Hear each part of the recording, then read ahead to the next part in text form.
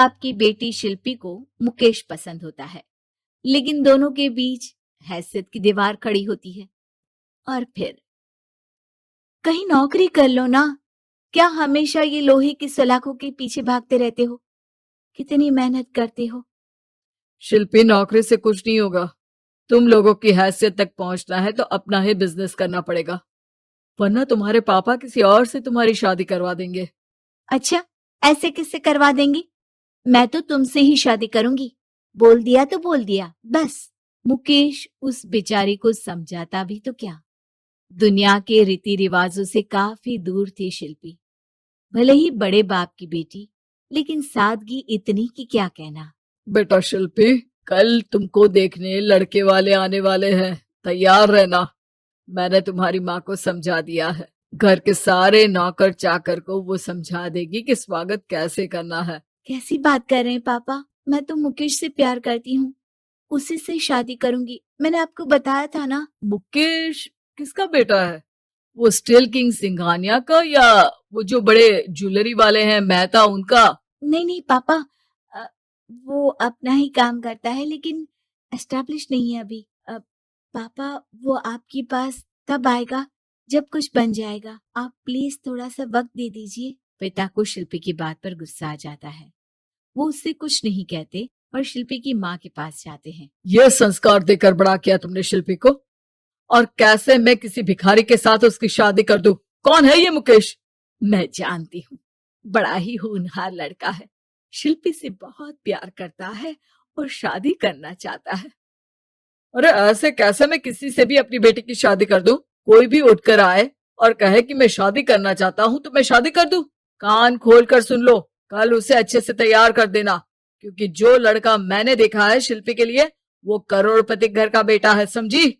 लाख मना करने पर भी शिल्पी को उस लड़के से मिलवाया जाता है जो उसके पिता ने उसके लिए देखा था। देखिए, मैं किसी और से प्यार करती हूँ और उसी से शादी करूंगी।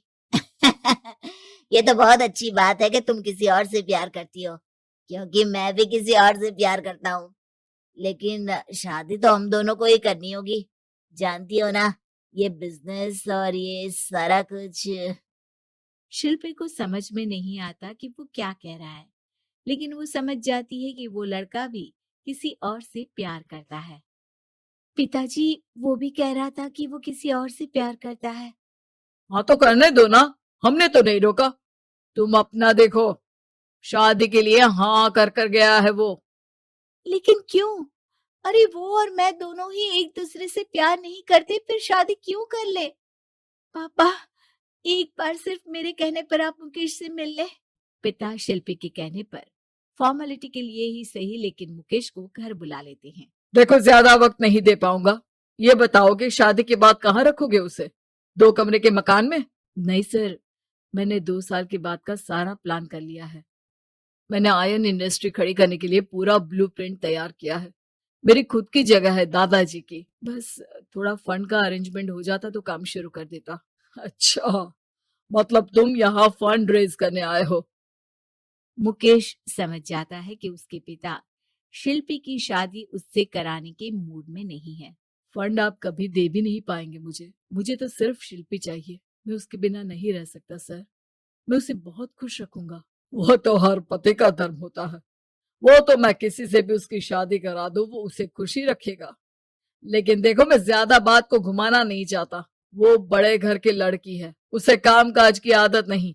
अभी वो समझ नहीं रही, लेकिन तुम तो समझो। मैं किसी भी हालत में शिल्पी की शादी तुमसे नहीं करवा सकता। मुकेश पिता से लाख मन्नतें करता है, लेकिन वो नहीं मानते। शिल्पी की शादी उस अमीर लड़के से हो जाती है। शादी के बाद क्या हम लोग मेरी माँ के घर चले? मुझे उन लोगों की बहुत याद आ रही है। हाँ हाँ, जाओ जाओ। वैसे भी आज मैं अपनी गर्लफ्रेंड के साथ मसूरी जा रहा हूँ, तुम जा सकती हो। कैसी बात कर रहे हैं?